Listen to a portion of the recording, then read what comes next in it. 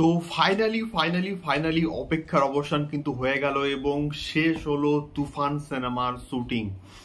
Hello guys, আমি Dipen, welcome back to my channel. So এখন আমি এই ভিডিওর মধ্যে একটা দুর্দান্ত বিষয়কে নিয়ে কথা বলবো, যে বিষয়টা কিন্তু ঘটে গেছে গতকাল ঠিক সন্ধ্যেবেলা। এবং তুফান যে সিনেমাটাকে নিয়ে এতটা লেভেলের হাইপ আছে, যে পার্টিকুলার প্রজেক্টটাকে নিয়ে মানুষ পাগলিয়ে আছে, মানুষ এক্সাইটেড দুই বাংলা, সেই সিনেমাটার শুটিং কিন্তু গতকাল ঠিক সন্ধ্যের দিকে কিন্তু শেষ হয়েছে। এবং মানে এই বিষয়টা নিয়ে আমি প্রচন্ড কিন্তু হ্যাপি যে তুফানের শুটিং আলটিমেটলি শেষ হলো এবং মহা ধামাকার জন্য তোমরা শুধুমাত্র রেডি থাকো।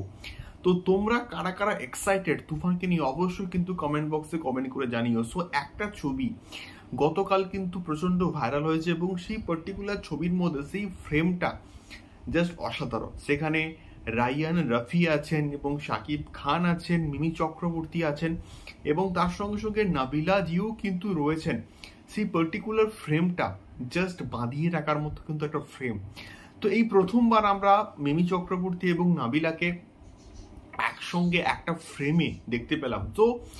তো গতকাল সকালের দিকে মহেন্দ্র সোনিজি কিন্তু একটা পোস্ট করেন এবং সেখানে তিনি তুফানের র্যাপ আপ নিয়ে কিন্তু মোটামুটি কথাবার্তা বলেন এবং তার একটা ছবি এবং সেই সেট ডিজাইন থেকে আমরা বুঝতে পারি যে এই যে গানটা মানে আইটেম সং উর্ধুরু লাগে, সেই গানটার মধ্যে তাহলে কি আমরা মিমি চক্রবর্তী এবং নাবিলাকে একসঙ্গে স্ক্রিন শেয়ার করতে দেখতে পাবো। এবং এটা সম্ভবত টাইটেল ট্র্যাক নয়, এই টাইটেল ট্র্যাকটা কিন্তু একটা আলাদাই কিন্তু টাইটেল ট্র্যাক।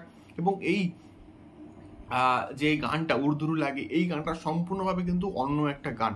তো তুফান সম্ভবত অনেকগুলোই কিন্তু গান থাকছে এবং এই একটা গান এবং হচ্ছে আইটেম সং এবং তার সঙ্গে সঙ্গে রোমান্টিক ট্র্যাকও কিন্তু সম্ভবত থাকতে চলেছে।